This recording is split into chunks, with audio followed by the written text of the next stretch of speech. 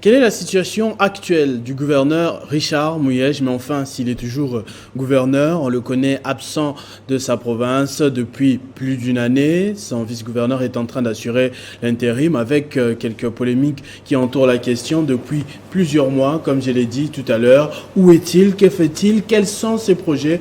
Nous allons essayer de répondre à ces quelques questions avec un analyste politique évoluant dans la région. Il s'agit de Maître Gabin Kapenda, que je reçois pour la deuxième fois. Bonjour et bienvenue.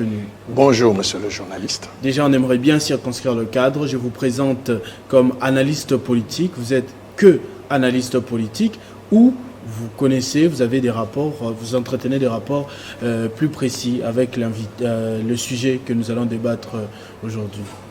De prime abord, je vous dirais que je suis analyste politique et leader d'opinion Lualabé. Proche de Richard Mouyej? Pas proche de Richard Mouyej, mais proche du peuple Lualabé. Proche du peuple Lualabé. Oui. Venez du Lualaba, certainement. Comment, d'abord, d'entrée de jeu, se porte la population en ce moment? Parce qu'on a vu que la semaine était un tout petit peu agitée. Je l'avais dit autrefois, et je le dis et je le redirai toujours tant que le statu quo continuera à être le même dans ma province et que la province va très mal. La population est aux abois. Vous-même, vous avez suivi sur les chaînes de télévision la situation avec nos creuseurs, les mêmes qui ont été manipulés hier pour applaudir pour le nouveau ministre de Mines. 2 jours après, ils sont sur la rue revendiquant le départ de ce même ministre et fustigeant la situation chaotique dans laquelle ils se retrouvent. C'est pour vous dire encore une fois que la manipulation qui a élu domicile dans ma province n'est pas profitable à la population.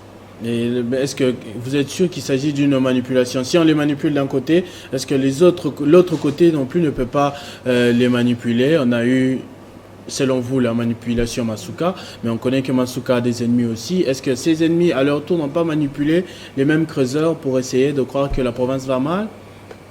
Autrefois, je vous avais dit que cette province du Lualaba, au-delà d'être une province pilote, elle est une province référence en tout et pour tout pour cette République démocratique du Congo. Mais le prestige d'antan de cette province est en train d'être sapé parce que nous sommes en train de vivre par ce règne de l'arbitraire qui bat le plein dans ma chère province.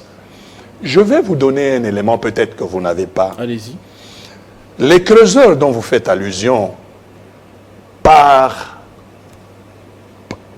respect pour la personne humaine, je crois que vous avez tous vu les conditions dans lesquelles ils ont été transportés de leur site d'exploitation, le site de Kawama, où ils ont été pris dans des camions, comme des bêtes sauvages, acheminés directement vers le gouvernorat. Donc ce sont des creuseurs qui ont été ciblés, bien identifiés comme étant à peine arrivés dans la province. Ils ne se sont pas encore situés. Si vous avez besoin de choisir les creuseurs, ceux-là qui connaissent le Lualaba, allez les chercher à Luilou, allez les chercher à Kapata, allez les chercher à Moussonoï. Ceux-là qui sont descendus dans la rue, ce sont les creuseurs de Luilou, ce ne sont pas les creuseurs de Kawama. Ceux qui sont à Kawama, ce sont ceux-là qui sont venus, ne connaissant pas encore la province du Lualaba. Ils cherchent à s'installer. Ils ont été manipulés moyennant quelques billets verts pour qu'ils viennent soutenir le soi-disant gouvernement fantoche. Ce ne sont pas les creuseurs de Luilou, ce ne sont pas les creuseurs de Kapata, ce ne sont pas les creuseurs de Moussonoï. Et voilà, à peine ils ont applaudi pour le ministre de Mines, 2 jours après, ils sont descendus dans la rue, ils ont saccagé les installations de l'entreprise KCC.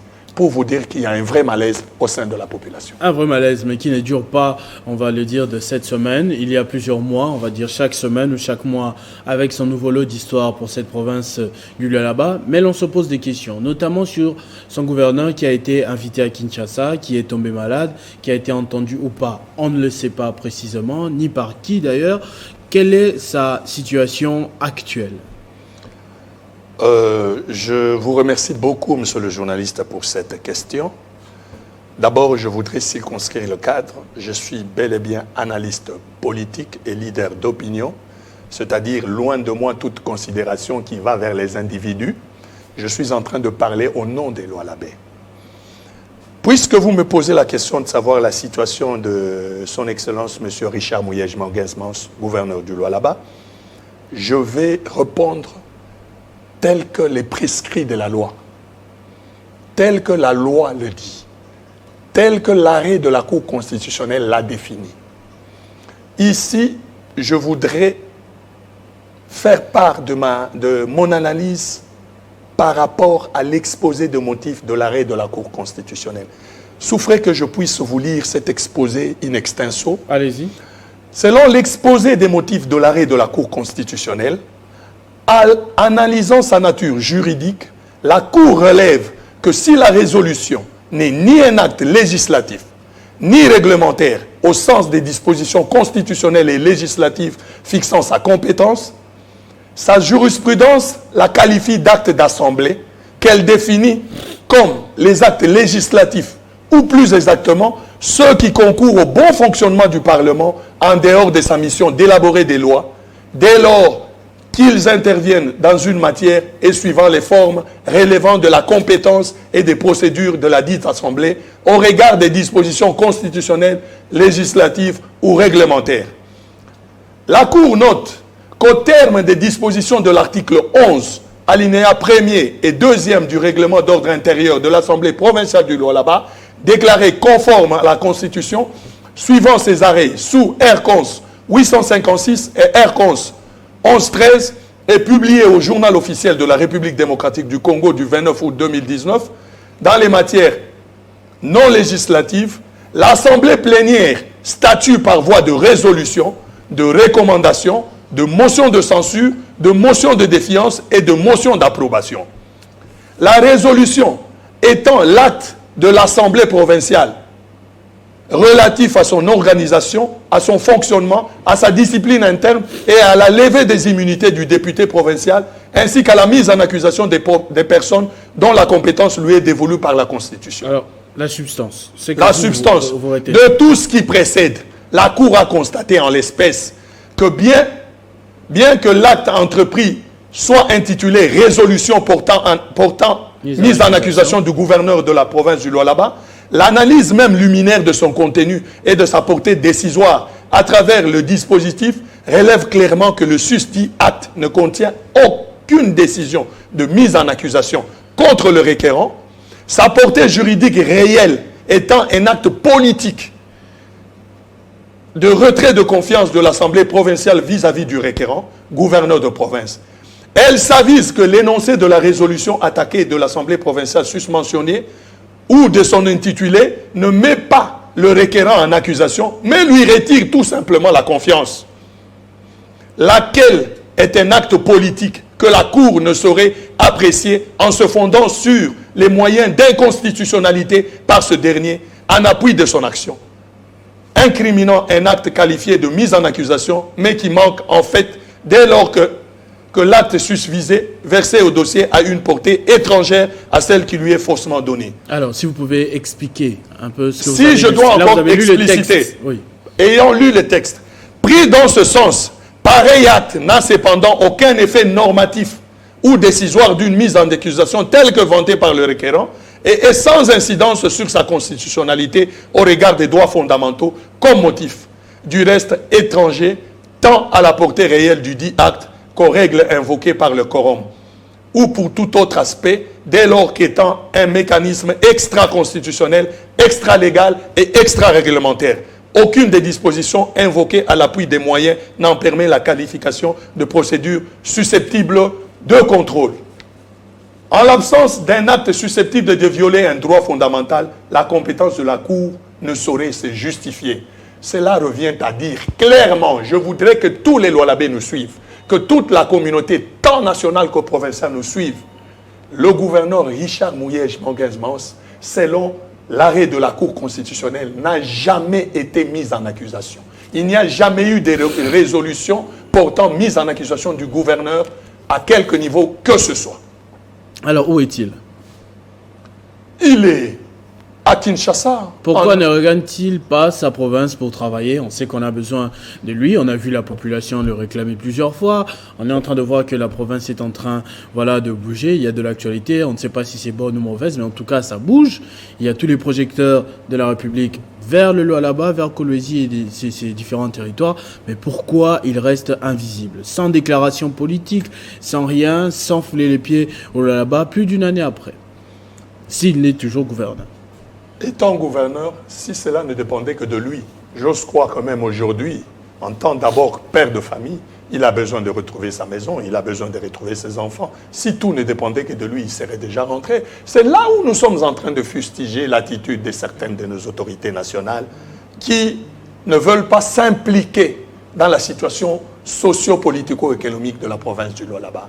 C'est comme s'ils sont en train de passer outre, de bafouer même les lois du pays. Comment voulez-vous que l'arrêt de la Cour, qui revêt un caractère irrévocable, il est opposable à tous, que cet arrêt de la Cour soit rendu, lequel arrêt déclare son incompétence vu que le gouverneur n'a jamais été mis en accusation? Vous avez tous suivi le vice-premier ministre, ministre de l'Intérieur, qui s'est appesanti sur le dossier. Et pas pour la première fois. Et pas pour la première fois. Et d'ailleurs, qui a manifesté son dépit en disant du haut de la chair comment il en avait marre de cette situation du Lualaba. En tant que légaliste, il tient à ce que le Lualaba s'aligne comme toutes les autres provinces. Il a déclaré devant les sénateurs que le gouverneur Richard Mouyej-Mankens est bel et bien gouverneur et qu'il n'y a pas vacance de son mandat, il est dans l'exercice de son mandat. Alors c'est lui le ministre des tutelles, c'est lui, on va dire un tout petit peu le patron de la territoriale. Si lui l'a dit, pourquoi Richard Mouyej aujourd'hui ne rentre pas gouverner? C'est aussi simple, c'est ce qu'on veut savoir. Qui bloque la machine, à quel niveau et pourquoi? Pour quel intérêt? Le patron des affaires intérieures de la République démocratique du Congo s'est exprimé pour la énième fois. Et pas devant n'importe qui. Cette fois-là, il s'est exprimé devant les sénateurs. Cette question lui a même été posée. Il en avait marre, il l'a dit. Comme les Lualabais aussi en ont marre de cette situation. C'est pourquoi, sur ce plateau, nous sommes en train d'interpeller les autorités nationales pour qu'ils mettent fin à cet arbitraire qui règne dans la province. Pourquoi retiennent-ils le gouverneur ici à Kinshasa? Qu'est-ce qu'il est en train de faire pendant que sa province est en train de sombrer dans le désordre? Sa province est en train de sombrer dans le dysfonctionnement. Donc vous ne le savez pas non plus? Vous ne savez pas qui le retient? Tout ce que nous savons, c'est que les autorités nationales empêchent le gouverneur de retourner et d'exercer sa fonction. Pourquoi? Ce qui est une violation grave des lois du pays. Pourquoi seulement lui? On a vu des élections dans d'autres provinces où il y avait des problèmes. On est passé rapidement à autre chose. Là, je crois, ce week-end, dans le Tanganyika voisin, par exemple, j'ai vu le gouverneur rentrer hier, la population était contente et tout le reste. Pourquoi là-bas, ça doit continuer comme ça? Et nous ne cesserons jamais de le décrier, nous ne cesserons jamais de dénoncer cette situation de confusion, cette situation de violation flagrante des textes des lois dans ce pays. Pourquoi? Parce qu'il y a certaines personnalités qui pensent qu'ils ont le monopole de vouloir imposer leur dictat au détriment des lois du pays. Ça ne se passe pas comme ça. Nous sommes dans un état de droit tel que vanté par le chef de l'État. Le chevalier, il est lui-même le chevalier de l'état de droit. Voilà pourquoi les Lualabais sont en train de réclamer la régularisation de la situation au Lualaba. Faute de quoi, la population aura à se prendre en charge parce que, abandonnée à son triste sort, aujourd'hui, ça fait bientôt 2 ans que son gouverneur, leur gouverneur, n'est pas à son poste. Ils vont se prendre en charge pourquoi? Pour revendiquer ce qui est de leur droit, parce que ce sont eux qui ont élu Richard Mouyej-Mankens comme gouverneur à travers les députés. C'est la population qui a mandaté les députés. Et les députés n'ont rapporté que l'expression de la population. Et les députés aussi, en mettant en accusation, ont rapporté encore une fois de plus l'expression de la population. Je reviens encore pour vous dire que la situation de la mise en accusation n'en est pas une. Il n'y a pas mise en accusation. C'est dans ce cadre-là que je suis au même moment en train d'interpeller même l'Assemblée provinciale qui est censée être l'église au milieu du village. Si le ministre national de l'Intérieur tape du poing sur la table pour dire qu'il en a marre de cette situation au Lualaba. Que dire de l'Assemblée provinciale qui vit au quotidien dans ce désordre, dans cette cacophonie? Pourquoi l'Assemblée provinciale se tait? Pourquoi les honorables députés se taisent? Parce qu'ils sont en train de cautionner ce qui se passe au Lualaba. Et ce n'est pas correct. C'est pourquoi je les interpelle. J'interpelle le président de l'Assemblée provinciale, le sage, l'honorable Louis Kamwini Tumbo, à lui de prendre ses responsabilités pour remettre le Lualaba sur le droit chemin. Pourquoi ce silence coupable? Pourquoi ce silence complice? Pourquoi? Parce que nous sommes en train de voir qu'il y a certains députés qui sont tout le temps dans les accointances avec l'exécutif provincial. Ce n'est pas normal. Les députés, l'hémicycle, c'est l'organe de contrôle. C'est le législatif de la province. Ce sont eux qui sont censés contrôler l'exécutif. Mais s'ils sont dans les accointances à tout moment avec l'exécutif, ça frise. Ça laisse à désirer. Voilà pourquoi ils ne savent pas prendre leurs responsabilités. Nous sommes en train, par la même occasion, d'interpeller les députés provinciaux pour qu'ils prennent conscience que leur électorat est en danger. Leur électorat est en danger. La même population qui a voté pour eux pour qu'ils soient investis en tant que députés, cette même population est en train de souffrir, est en train de réclamer haut et fort son gouverneur retenu abusivement au-delà des prescrits de la loi à Kinshasa, sans aucune raison valable. Moi, j'aimerais quand même avoir de ces nouvelles auprès de vous. Comme vous êtes du Lualaba, vous vous inquiétez sur la question, vous avez sûrement posé des questions, vous avez peut-être fini par le rencontrer. Est-ce qu'il est toujours à Kinshasa? Je peux vous dire sans embâche que le gouverneur Richard Mouyej Manguez-Mans est toujours à Kinshasa. En bonne santé. En parfaite santé et un homme libre. Comme vous et moi, il est à Kinshasa un homme libre, n'attendant que de retourner dans sa province pour parachever l'action qu'il avait déjà entamée. Pour expliquer alors à la population, qu'est-ce qui lui manque? De prendre un billet d'avion, d'aller à l'aéroport de Njili et descendre à l'aéroport de Kolwezi. Qu'est-ce qui est exactement... je vous l'ai dit, si tout ne dépendait que de lui, il serait déjà parti depuis bien longtemps. Mais chaque fois qu'il essaye de le faire, il est retenu. Mais le patron de la territoriale est d'accord. C'est que moi je veux comprendre en fait. Je ne sais pas si vous allez peut-être me citer un nom ou une méthode, un mécanisme, une loi qui l'empêche en ce moment de quitter là où il est, à Kinshasa, Njili, aéroport de Kolwezi, commencer le travail. Ou ne serait-ce que pour une promenade de santé là-bas. Qu'est-ce qui l'empêche? C'est là où nous vous disons qu'il n'y a aucun texte qui empêche le gouverneur de retourner dans sa province pour assumer ses fonctions, pour assurer son mandat. Il n'y a aucun texte qui l'en empêche. Le vice-premier ministre, ministre de l'Intérieur, l'a si bien dit. Si tout ne dépendait que de lui, d'ailleurs, je le salue en passant parce que c'est un brave homme qui a fait preuve de sa loyauté. Tout ne dépend pas que de lui. Apparemment, il a les mains liées, le VPM, parce que simple fait pour lui de dire qu'il en avait marre de la situation du Lualaba. Mais il est resté ferme, il est resté constant, il est resté légaliste, il est resté homme d'État. Il a préféré garder sa dignité malgré les nombreuses tentatives d'achat de conscience. Il s'est dit, il reste dans la légalité. Vous avez la preuve.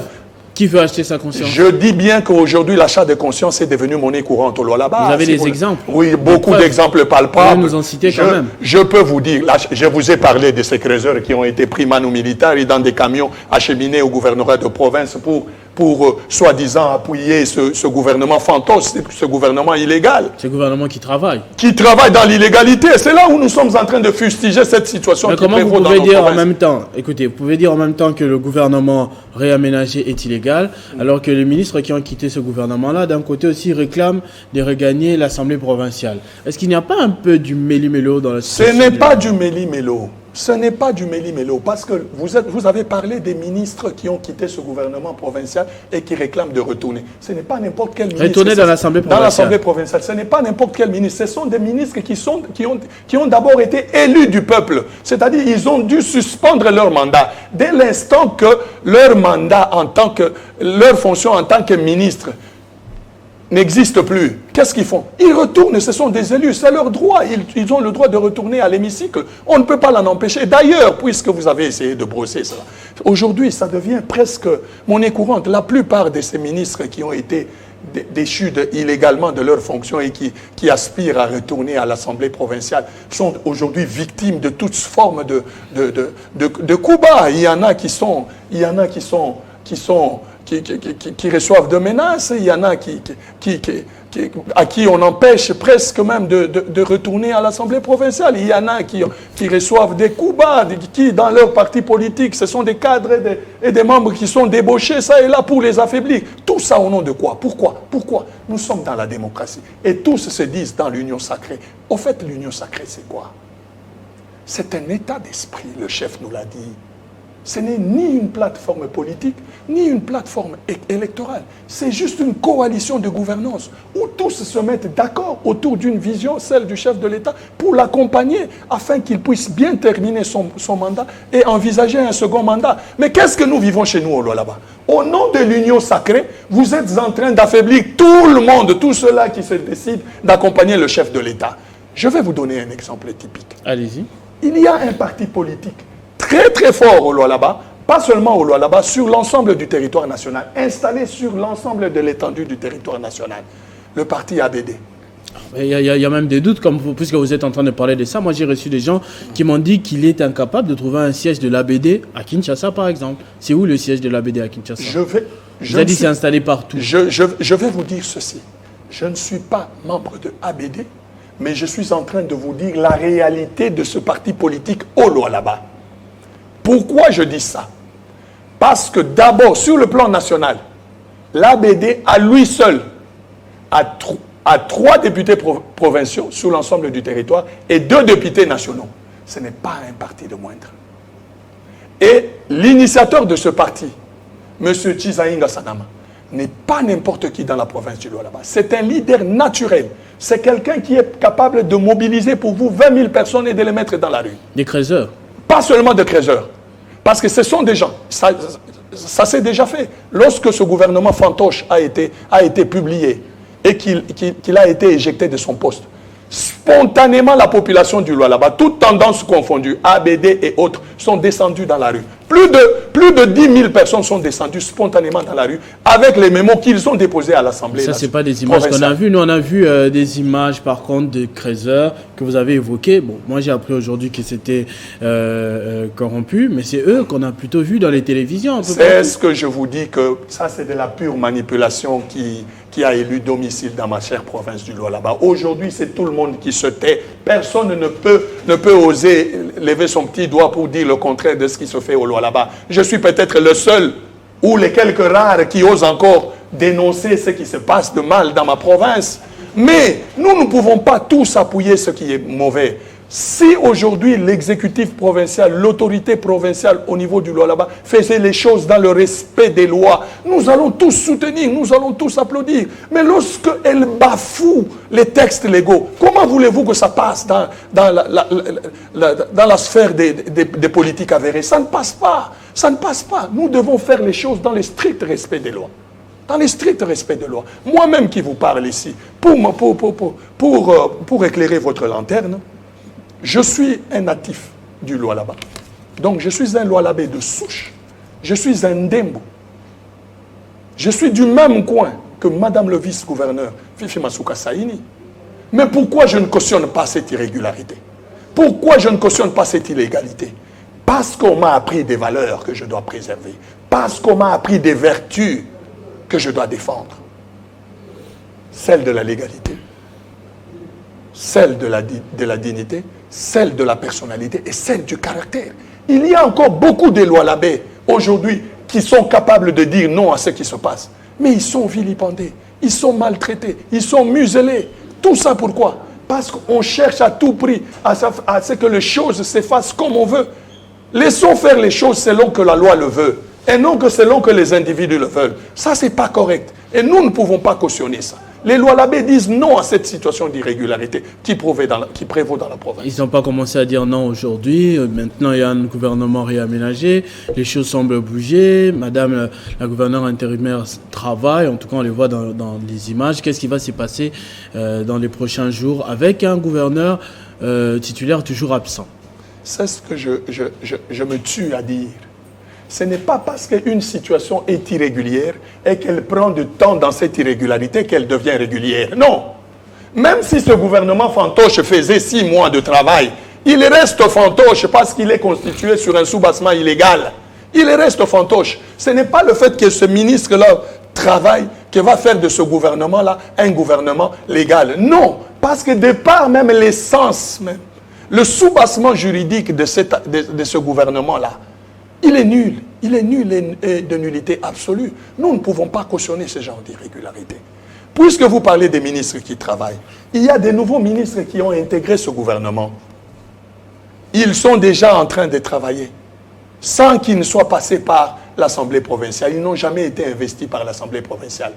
Comment voulez-vous qu'aujourd'hui, l'Assemblée provinciale ait le pouvoir d'interpeller les ministres qui n'ont pas investi? Là est la question. S'il y a un problème qui se pose, je me demande si les honorables députés auront le courage de me contredire sur ce point. Auront-ils les moyens politiques de convoquer un ministre qu'ils n'ont pas investi, eux, pour qu'il vienne répondre? Il va venir répondre à quelle qualité? Parce que le ministre entre en fonction après son investiture. Il y a des ministres, je peux même vous citer. Pour les cas de réaménagement. Il n'y a eu aucune investiture à l'Assemblée provinciale. C'est pourquoi je suis en train de dénoncer l'attitude complice et le silence coupable de l'Assemblée provinciale. Nous avons 22 députés à l'Assemblée provinciale. Où sont les honorables députés de l'Assemblée provinciale? Où êtes-vous pendant que la province est en train de sombrer dans le chaos? Ils sont tous motus et bouche cousue, comme s'ils n'étaient pas élus du peuple. Ce sont des élus. Nous les appelons à une prise de conscience collective. Nous savons qu'ils sont victimes. Il y a des députés qui sont victimes de la manipulation de certains super députés au sein de cette Assemblée provinciale. Des super députés qui se croient tout permis, qui sont au four et au moulin, dans les accointances avec l'exécutif provincial. Chaque fois qu'il y a une image de l'exécutif provincial, il y a toujours ces fameux super députés qui sont autour, comme s'ils étaient aussi agents du gouvernorat, et pourtant ils sont députés. Mais ça c'est grave. Tout ça au vu et au su des lois Labé. Et vous voulez que nous, on se taise? On ne se taira jamais. Nous ne cesserons jamais de dénoncer ce qui se fait de mal. Et tout cela se fait sous la bénédiction de certaines autorités nationales. Merci, Maître Gabin Kapenda. On a compris votre souci, on a étudié votre analyse. J'espère que ça a servi aussi à la population qui nous suit. On sait qu'on est très suivi au Lualaba, à Kinshasa aussi, parce que vous avez évoqué les autorités nationales et on espère que le Lualaba connaîtra un peu plus de calme pour les prochains mois, les prochaines semaines, que la province sera moins mouvementée qu'on l'a vu dans les informations ces derniers jours. Nous espérons bien. Mais ce n'est pas par un coup de bâton magique que tout cela va arriver. Eh bien, tout dépend de la volonté politique des autorités nationales. Parce que c'est une question de volonté, parce que le droit n'y est pas. C'est de l'illégalité qui se passe dans la province du Lualaba. C'est juste une question de prise de conscience de certaines autorités. Je ne parle pas de toutes les autorités, mais de certaines autorités qui cautionnent le mal qui se fait au Lualaba. Et ce mal qui se fait au Lualaba profite à certaines autorités ici à Kinshasa. Mais une chose que je voudrais ici, je veux faire une analyse typiquement politique pour que les autorités qui cautionnent ce malaise qui gangrène ma province comprennent la portée.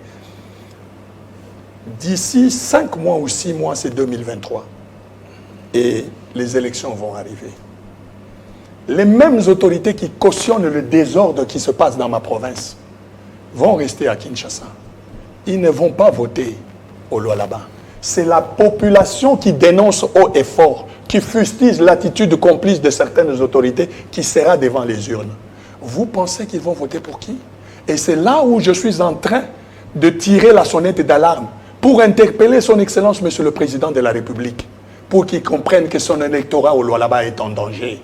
Les sons des cloches qu'on est en train de le faire entendre, c'est tout le contraire de ce qui se passe au Lualaba. La cote de popularité du chef de l'État ne fait que baisser. Aujourd'hui, si on organise les élections au Lualaba, je le dis, on le lui avait déjà dit, je le répète encore, sans peur d'être contredit, le chef de l'État n'aura même pas 5% de voix au Lualaba.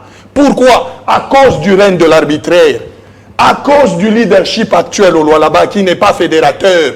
Aujourd'hui, de par le Congo, nous ne vivons qu'en termes des alliances politiques. Nous ne vivons qu'en termes des alliances politiques. On cherche à se faire des partenaires parmi les plus forts en politique. Mais au Lualaba, on affaiblit tout le monde. Le parti présidentiel, n'en parlons même pas. L'UDPS Lualaba a une fédération qui est dirigée par M. Fana Moussangou Saïzaneuf, qui est vilipendé, qui est torturé. Il ne peut même pas parler, on ne le considère même pas. On est en train de déstabiliser même le parti présidentiel. Là, je suis en train d'évoquer même d'interpeller même le secrétaire national de l'UDPS. Le parti présidentiel au Lualaba est en danger. Merci. On sème le doute. Laissez-moi terminer, s'il vous plaît, mon analyse, pour que les gens comprennent bien la portée politique du désordre et les conséquences politiques qui peuvent arriver. Allez-y rapidement. Oui. Puisqu'on est en train de déstabiliser le parti présidentiel, on ne se limite pas au parti présidentiel. Tous les partis membres de l'Union sacrée, je vous dis, c'est une réalité, posez la question. Tous ceux qui se disent fédéraux, des partis membres de l'Union sacrée, une fois que vous osez dire quelque chose qui a à l'encontre de la volonté de Madame le vice-gouverneur, directement on monte quelqu'un contre vous pour qu'on vous désavoue. Donc les partis sont en train d'être dédoublés. Je le dis, et tous les Lualabais qui se connaissent ne me contrediront pas sur ce point. Les partis sont en train d'être dédoublés. Et ça profite à qui? Il y a des gens qui sont très forts, très populaires, capables de vendre l'image et les bilans du chef de l'État au Lualaba. Ils sont muselés. Je suis en train de parler de M. Chisainga Sanama. Par ce temps qui court, il est l'incontournable au Lualaba.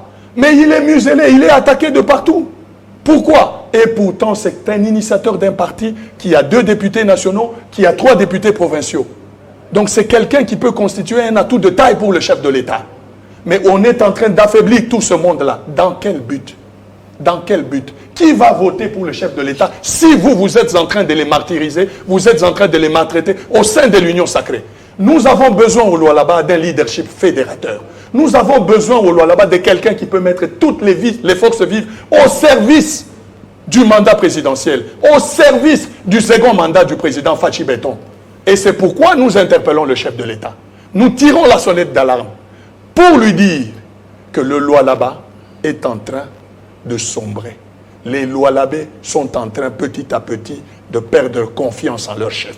Merci. Ce qui constitue un danger politiquement pour le chef de l'État. Merci Maître Gabin, j'espère que le message il est passé auprès de la population. Nous reviendrons certainement lorsque la situation va évoluer au niveau de cette province. Merci d'avoir répondu à cette invitation. Merci beaucoup. À vous également, merci d'avoir suivi ce magazine, l'invité sur Télé 50.